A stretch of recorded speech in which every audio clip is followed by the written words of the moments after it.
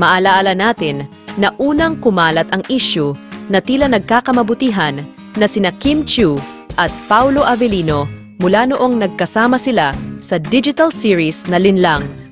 May ilang mga media platforms na nagtanong sa aktres kung nililigawan na ba siya ng aktor. Ang tanging sagot ni Kim Chiu ay si Paolo Avellino na lang daw ang tanungin ng mga ito.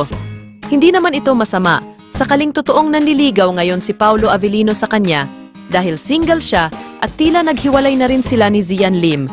May mga naniniwala naman na hindi magiging maganda agad kung maging sila ni Paolo Avellino si Kim Chiu dahil maaaring totoo ang issue na si Paolo Avellino ang dahilan ng pagkakalabuan ni na Kim Chiu at Zian Lim.